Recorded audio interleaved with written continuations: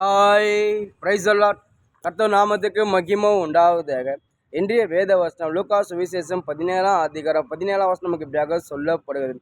அப்பொழுது இயேசு சுத்தமானவர்கள் 10 பேர் அல்லவா, மற்ற 9 பேர் எங்கே? அதாவது இயேசப்பா எருசலேம் என்ற தலைநகரத்தில் கலிலேயா சமரியா என்ற வழிநடையா அந்த அந்த நாடுகளாக ஒரு வழி நடந்தே போய் அநேகத்தில் அநேக ஜனங்கள் கர்த்தருடைய வசனத்தை போதிக்கிற, அநேக பேருக்குள்ள வியாதிகளை சுகப்படுத்துறது, அநேக பேருள்ள பிசாசை தொடுறது, அநேக கிராம இயேசப்பா நடந்தே போய் அற்புதம் செய்கிறாரு.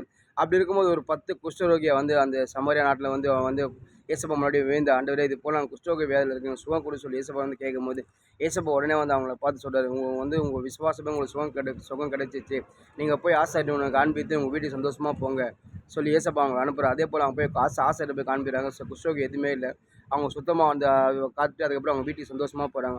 அதில் பார்த்தீங்கன்னா 10 பேருக்கு இயேசப்பா சுகம் கொடுத்தாரு. ஒருத்த மட்டும் நன்றி விசுவாசமாக இயேசப்பா, ஆண்டவரே நான் குஷ்டரோக வியாதி ரொம்ப கஷ்டப்பட்டிருந்தேன், ஆண்டவரே இதனால் ரொம்ப நான் மரண அவஸ்தைப்பட்டிருந்தேன், நீங்கள் எனக்கு சுகம் கொடுத்தீங்க, நான் சுகமாயிட்டேன், நான் இப்போ சந்தோஷமாக இருக்கேன் சொல்லி இயேசப்பா நன்றி செலுத்துகிறான்.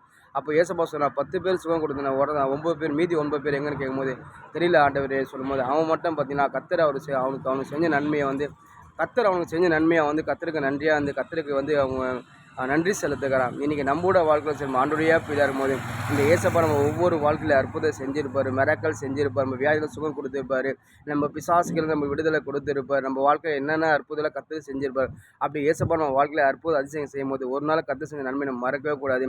அவர் செஞ்ச நன்மை இப்போ நம்ம சாட்சியாக சொல்லும் போது நிச்சயமாக கர்த்தர் நம்மளை கொண்டு மகிமை அடைவார். நம்ம வாழ்க்கை இன்னும் அதிகமான வாழ்க்கை நம்ம அநேக நன்மையில் கர்த்தர் செய்வார்.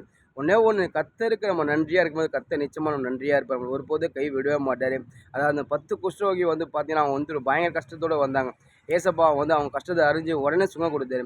ஆனால் அவங்க சுகம் வாங்கின பிறகு அதுக்கப்புறம் கர்த்தரே மறந்துட்டாங்க. இன்றைக்கி அநேக பேர் வாழ்க்கை நம்ம அப்படி தான் இருக்கும். கர்த்தர்கிட்ட ஏதோ வியாதி இருந்தால் ஏசப்பா இருப்பார், ஆண்டவரே இந்த வியாதி கிடைச்சா எனக்கு இந்த வியாதியில் சுகம் கிடைச்சான்னு சொல்லி நம்ம போகிறோம், வியாதியில் சுகம் கொடுக்குறாரு. அதுக்கப்புறம் நம்ம கர்த்தரே தேட மாட்டோம். அநேக பேர் பிசாசுகளில் அவதிப்பட்டுக்கிறாங்க. அதாவது இந்த பிசாஸ் போகிறது ஏசப்பா இந்த பிசாசு எனக்குள்ளே போக மாட்டுது, ஆண்டவர் இந்த பிசாசு எனக்குள்ளே துரத்துங்க ஆண்டு சொல்லி ஏசப்பா நம்ம ஜெபிக்கும் போது விண்ணப்பம் வச்சு நம்ம கண்ணீரோடு அழுகும் போது ஏசப்பா நம்ம கண்ணீரை கண்டு அந்த பிசாசுகளுக்கு விடுதலை கொடுக்குறாரு. விடுதலை கொடுத்த பிறகு அதுக்கப்புறம் பார்த்தீங்கன்னா நம்ம ஏசப்பா பக்கமே திரும்பி பார்க்க மாட்டாங்க. சரி, அதாவது ஏசப்பா மறந்துடே சில பேர் ஏசப்பா மறந்தே போயிடறாங்க. அதாவது ஒரு கழுதை குட்டி பார்த்தீங்கன்னா அந்த கழுதை கூட கர்த்தருக்கு நன்றி விசுவாசமாக இருக்குது. ஒரு கழுதை பார்த்தீங்கன்னா ஒரு இடத்துல கட்டப்பட்ட சூழ்நிலை இருக்குது. ஏசப்பா அவங்க சீசரில் அனுப்பிச்சு போய் அந்த கழுதை குட்டியை கட்ட அவுக்க சொல்கிறாங்க.